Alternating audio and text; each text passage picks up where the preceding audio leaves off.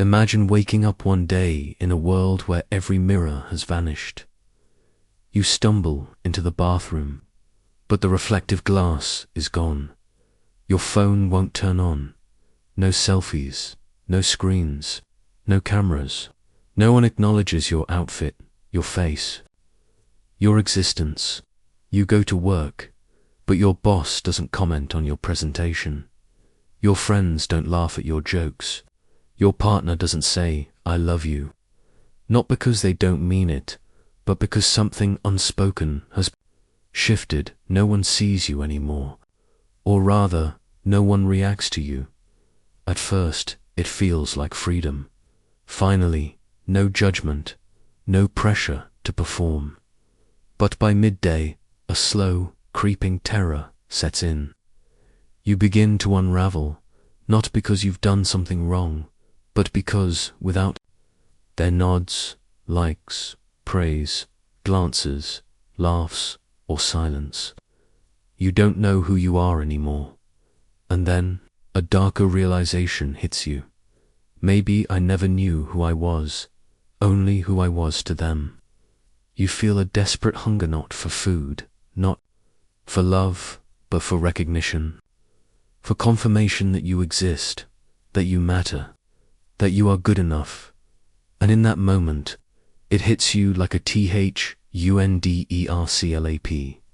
We are not addicted to drugs, or dopamine, or even love. We are addicted to approval, the invisible drug, the quiet controller, the smile that tells you you're acceptable, the compliment that means you're valuable, the nod that confirms you're on the right path. What happens when you don't get it? What happens when your worth isn't echoed back to you in someone else's eyes? Would you still feel real? Would you still feel worthy? We live in an age that celebrates individuality, but only the kind that's liked, followed, and shared. You're told to be yourself, but that self better be marketable, likable, and algorithmically blessed. In truth, we're not. Individuals, we're curated performances, tailored to the eyes watching us. But here's the twist that guts you. Even when no one is watching, you perform anyway. You've internalized the audience. They live in your head now, and every decision, what to say, what to wear, who to be's, filtered through that invisible gaze. You've become both the actor and the critic, both the prisoner and the warden, and maybe, just maybe, that's why you're exhausted all the time. So the question isn't just why do we care what people think? That's too simple. The real question is far more disturbing. What part of you would collapse if approval vanished forever? Would you still dress the same, still chase the same dreams, still love the same person? Would you even recognize the person left behind without applause? We think of addiction as something you ingest, alcohol, nicotine, caffeine. But approval is more insidious. It's not in your hand. It's in your identity. You've spent years shaping yourself to win it.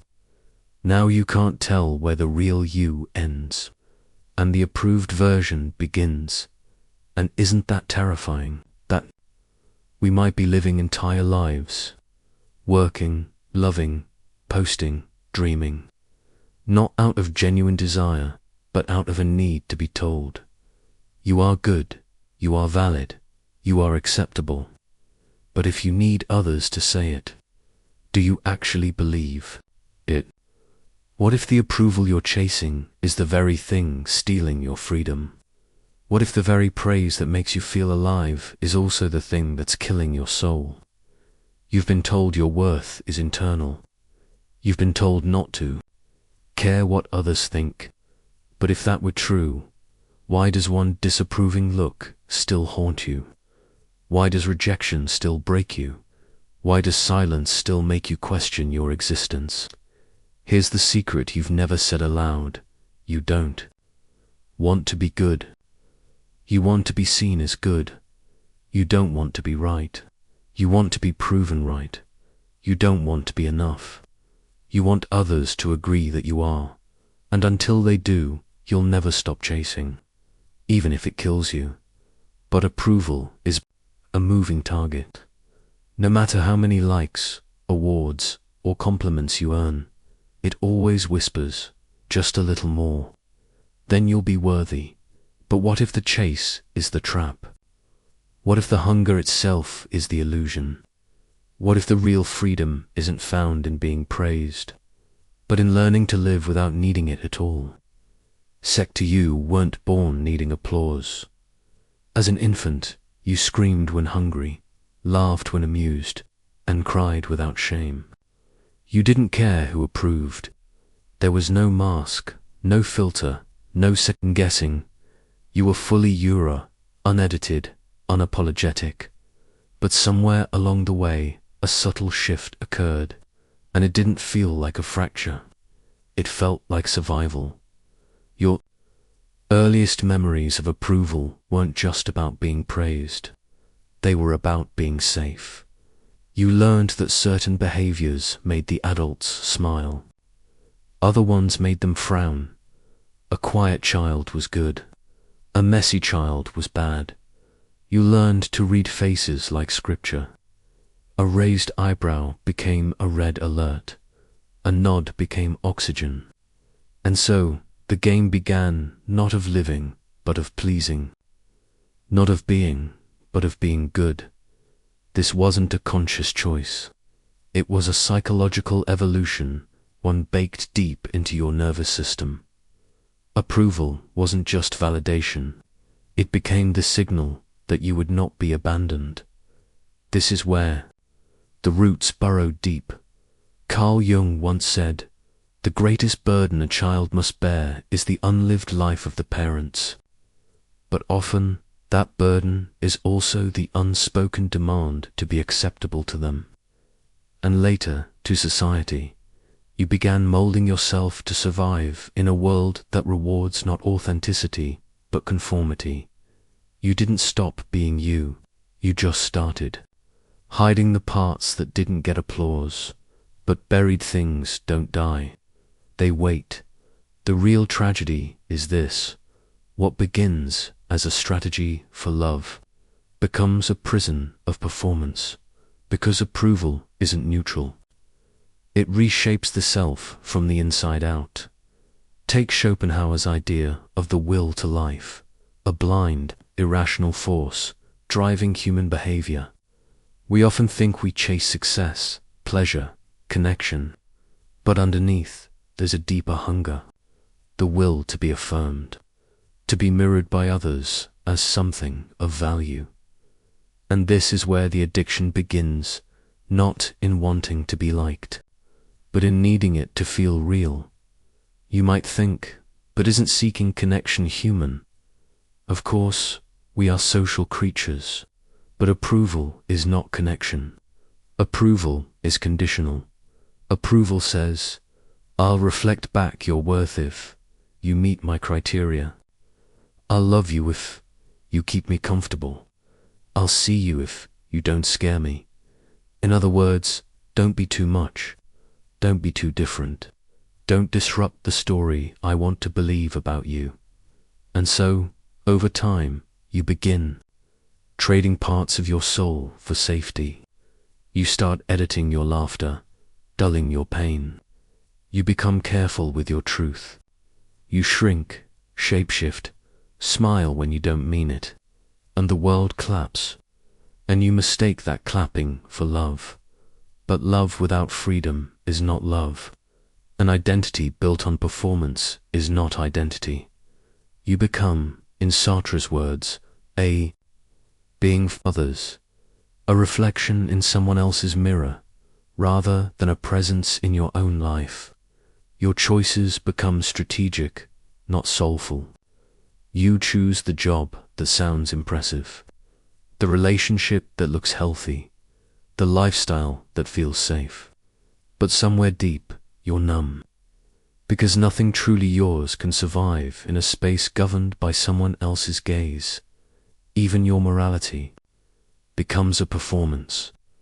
Are you being kind because you value kindness or because it makes you look good?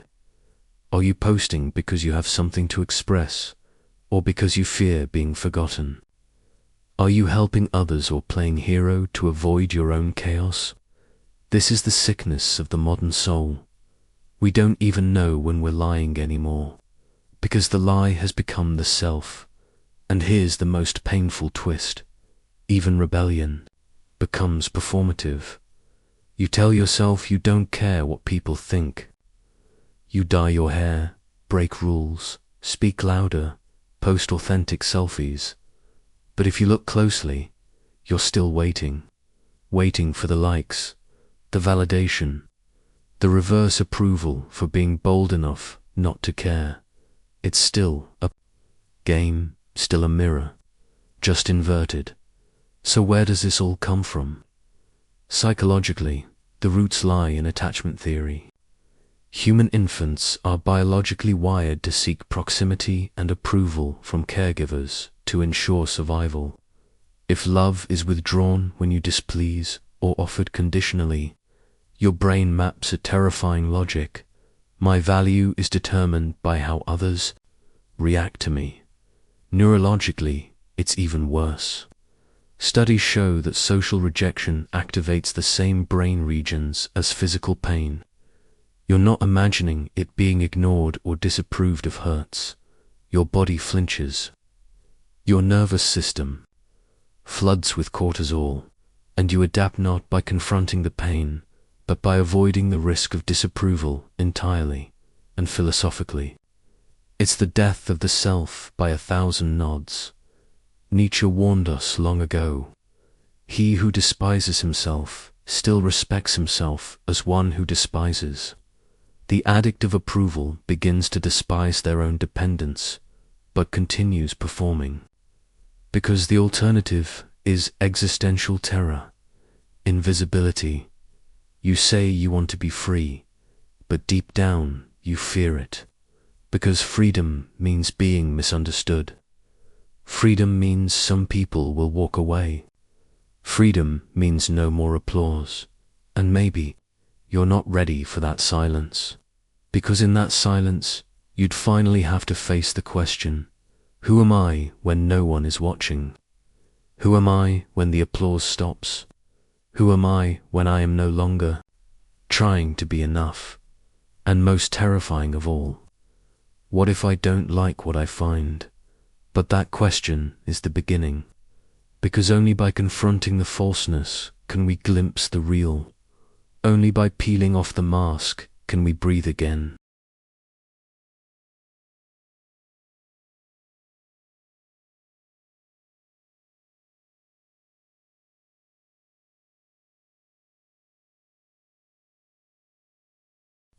And so, the unraveling begins. Sec 3. Imagine standing in a crowded room, surrounded by people, all smiling. Music plays, laughter echoes, glasses clink. You nod, you smile, you perform. But underneath your skin, a quiet hollowness pulses an emptiness that grows louder with every polite compliment, every shallow affirmation, every forced laugh. You are drowning in praise and starving inside. That's the paradox no one wants to admit. The more approval you get, the more unreal you feel. Because when your worth depends on applause, your identity becomes a fragile costume, stitched together by other people's expectations. And when you're constantly performing, you never feel serenely observed. This is the great lie of modern life, that recognition is connection, that visibility is intimacy, that being liked is the same as being loved. But when everyone sees the mask, no one sees you. And over time, this has consequences. Not just emotional, but existential. You begin to split inside. On the outside, you may seem successful, charming, popular, agreeable. But inside, a quiet rebellion brews. A part of you begins to resent the very people who praise you. because their approval feels like a leash. You start to distrust compliments, dismiss kindness. You smile when someone says you're amazing, but deep down you wonder, would they still say that if they saw the parts I hide? This inner split between the approved self and the authentic self can become unbearable. And often it manifests not in obvious ways, but in quiet, corrosive patterns. You say yes when you want to scream. No, you laugh at jokes that make your soul cringe. You post filtered photos of a life that feels increasingly empty.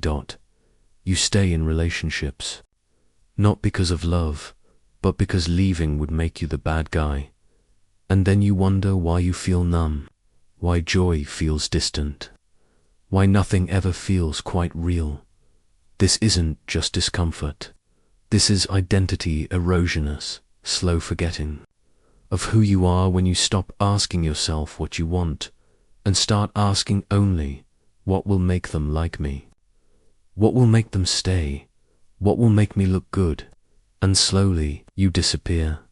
There's a psychological term for this: self-alienation. It's when the self no longer feels like home. You walk around in your own body, wearing your own name, living your own life, and feel like a stranger, because your life isn't yours anymore. It belongs to the audience, and the audience is never satisfied. They always want more. Be more polite, be more attractive, be more productive, be more relatable, more spiritual, more edgy, more something. And if you don't perform, they withdraw. Their silence becomes punishment. Their disinterest becomes a wound. This is how society trains you to betray yourself, not through force, but through invisible incentives. Aldous Huxley, in Brave New World, warned that the most powerful control is not through fear, but through pleasure. When society makes you want your own cage because it's lined with praise and likes, you no longer need chains. You'll lock the door yourself. This is how approval addiction becomes a self-reinforcing loop. You behave a certain way to earn approval. You are rewarded through attention, affection, or success. Your brain lights up. Dopamine surges.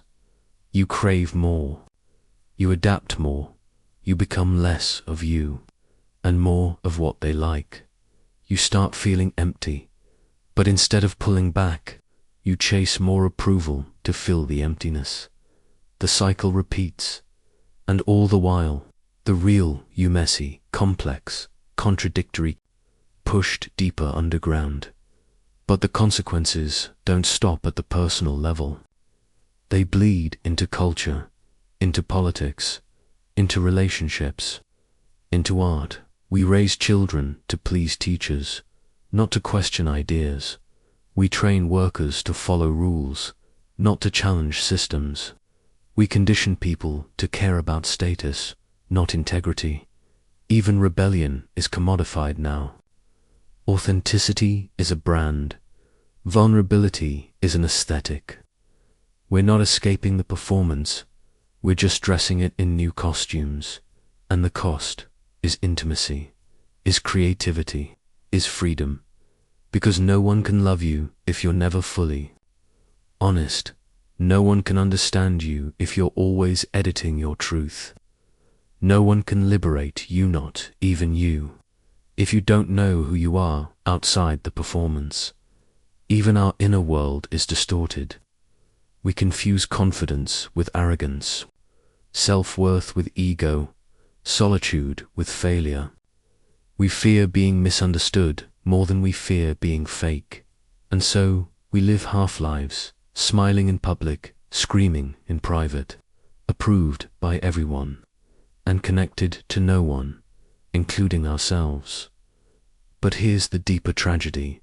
Most people don't even know this is happening, because it doesn't look like destruction. It looks like success, like popularity, like admiration, like applause. It feels good until it doesn't. And by then, the mask has grown into your skin. You don't know how to take it off, or if anything real remains underneath.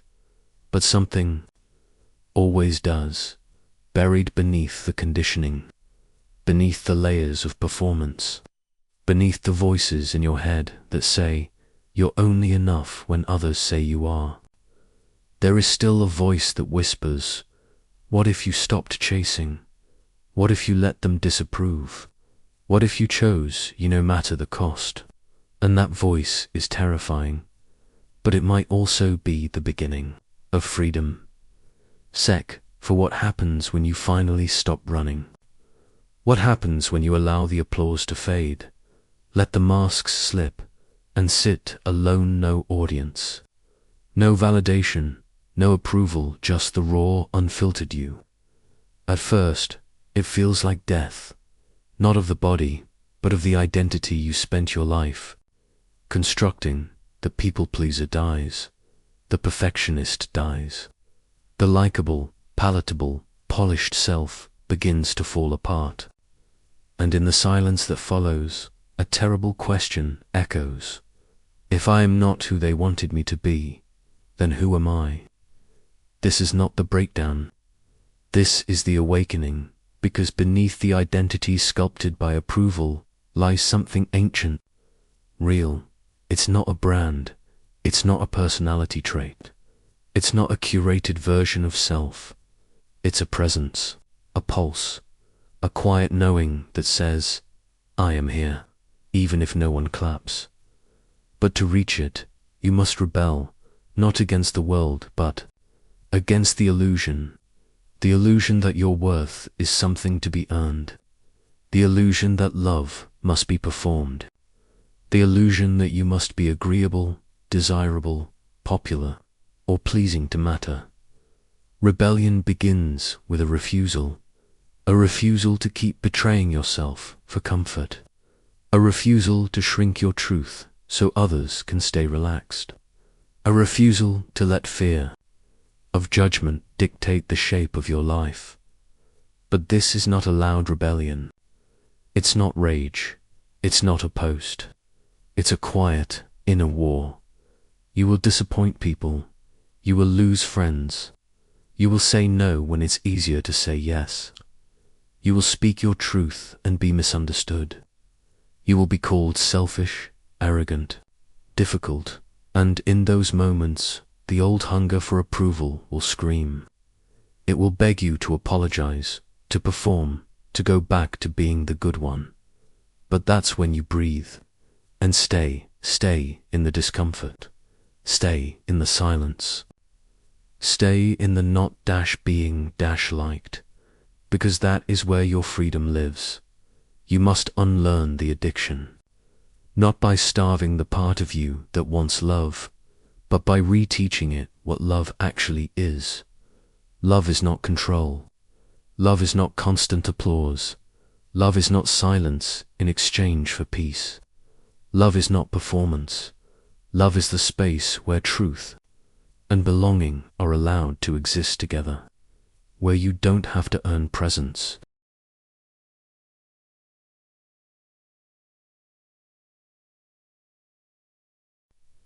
Where you can be messy and still held, where you can be different and still respected. This kind of love starts inside. You stop gaslighting your own needs. You stop diluting your opinions. You stop editing your identity for social approval. You stop waiting for someone else to say, you're allowed to be this version of you. And instead, you become the authority of your own life. This isn't selfishness. This is sovereignty. Viktor Frankl, a man who survived the unspeakable horrors of the Holocaust, once wrote, "When we are no longer able to change a situation, we are challenged to change ourselves." But what he meant was not about becoming someone new, it was about returning to something essential. The human spirit is not a product of the crowd. It is forged in solitude. It is remembered in the wilderness of self-truth. So how do you begin? Not by burning it all down, not by announcing your rebellion, but with small, defiant acts of honesty, you pause before responding, and tell the truth instead of what's expected. You say, "I don't know," when you're unsure, instead of pretending to be right. You express a boundary even when it makes others uncomfortable. You pursue a dream not because it's impressive, but because it sets your soul on fire. Each act of truth weakens the approval addiction. Each step towards self-loyalty rewires the cage. You begin to notice something strange. The more honest you are, the more peace you feel, not the shallow peace of being liked, but the deep, unsettling, sacred peace of being real. And you start meeting others who live this way too. They may not be the loudest in the room. They may not be the most followed, liked, or celebrated, but they are free.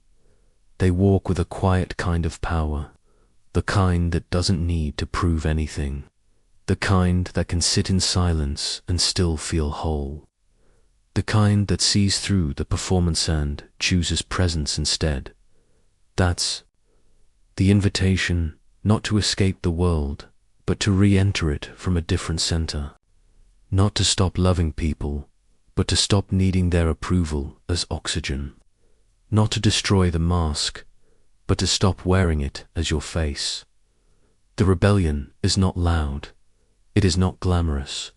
It often feels lonely, but it is worth it, because on the other side of approval is authenticity. On the other side of applause is peace. And on the other side of performance is you, not the version they liked, not the version they praised, but the version that breathes deeper, stands taller, speaks braver, the version that belongs to you. Sec 5. Imagine one last scene. You're standing in front of a mirror, not the kind that reflects your face, your skin, your clothes. This mirror shows something deeper. It shows the layers of self you've worn for years, smiles crafted for comfort, words spoken for safety, versions of you carefully shaped to be digestible, admirable, non-threatening. You look into this mirror, and for a moment you don't recognize yourself, not because you've changed, but because for the first time there is no audience, no one watching, no one reacting, just you. And in that stillness, something ancient rises. Not a voice, exactly. More like a knowing. A presence that has always been there, buried under layers of applause and fear. And it whispers, you were never meant to be a reflection. You were meant to be a light. This is the ultimate truth. You do not exist to be understood. You exist to be real. You were not born to be liked. You were born to live, to breathe fully, to feel deeply, to walk into the world not as a performance, but as a presence. The addiction to approval was never about vanity. It was about survival. But survival is not the same as freedom. And somewhere along the way, you confused the two. You thought, if they like me, I'm safe. If they praise me, I'm worthy. If they approve, I exist. But the most radical shift, the most solitary realization is this: you were always worthy, even in their disapproval, even in your flaws, even in silence. Your worth was never earned. It was never up for debate. It doesn't increase when you're praised or disappear when you're ignored. It simply is, like a mountain, like a forest, like a storm, like the sky, real, untouchable, unapologetic. And here's the paradox that cracks the illusion forever. The more you seek approval, the less real it feels. But the moment you stop needing it, you become magnetic, not because you're performing, but because presence, true, rooted, unapologetic presence is rare. And rare things are powerful. You become a lighthouse in a world of mirrors, not reflecting others, but illuminating truth. This is not ego. It's not superiority, it's alignment. When you no longer outsource your worth to others, you walk differently, you speak differently, you love differently. Not from fear, not from performance, but from wholeness. And it changes everything. Because now, when someone doesn't like you, you don't shrink, you understand. When someone rejects you, you don't panic, you return to yourself. When you fail, you don't collapse, you grow, because you are no longer living to be approved. You are living to be true, and in that truth, something wild and holy awakens. You begin to remember the moments in your life when you were most alive, and you realize they had nothing to do with approval. They happened when you forgot to perform, when you laughed too loud, when you loved without filters, when you danced off-beat, when you wept without shame, when you followed the voice no one else could hear.